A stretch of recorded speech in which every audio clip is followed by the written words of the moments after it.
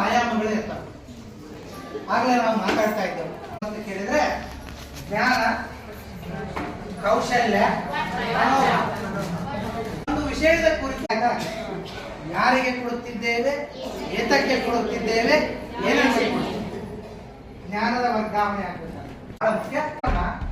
ಯಾರಿಗಾದ್ರೂ ವರ್ಗಾಯಿಸಬೇಕಾದ್ರೆ ಒಂದನೇದ್ದು ಯಾರಿಗೆ ಕೊಡ್ತಾ ಇದೀವಿ ಅನ್ನೋದು, ಯಾತಕ್ಕೆ ಕೊಡ್ತಾ ಇದೀವಿ ಅನ್ನೋದು. ಮೂರನೇ ಲೇಬರ್ ಇಲ್ಲ ಅನ್ನೋದು ಒಂದು ಆಯಾಮವಾದ್ರೆ ಆ ಲೇಬರ್ ಈ ಕೌಶಲ್ಯ ಇಲ್ಲ ಅನ್ನೋದು ಇನ್ನೊಂದು. ಎರಡರ ಫಲಿತಾಂಶವನ್ನು ನೀವು ನೋಡಬೇಕಾದ್ರೆ ಮೊದಲು ನಿಮ್ಮ ಮನೋಭಾವವನ್ನು ಧನಾತ್ಮಕವಾಗಿಸಿಕೊಳ್ಳಿ. ಆಮೇಲೆ ರೈತರ ಮನೋಭಾವವನ್ನು ಪಶು ಸಂಗೋಪನೆಯೆಡೆಗೆ, ಕೃಷಿಯೆಡೆಗೆ, ಗ್ರಾಮೀಣ ಬದುಕಿನೆಡೆಗೆ, ಗ್ರಾಮೀಣ ಬದುಕಿನಲ್ಲಿರುವ ಸೌಂದರ್ಯತೆಯೆಡೆಗೆ, ಗ್ರಾಮೀಣ ಬದುಕಿನಲ್ಲಿರುವ ಆನಂದತೆಯೆಡೆಗೆ ನೀವು ಅವರ ಮನೋಭಾವವನ್ನು ಬದಲಿಸಿದರೆ ನೀವು ಯಶಸ್ವಿಯರಾಗ್ತೀರಿ.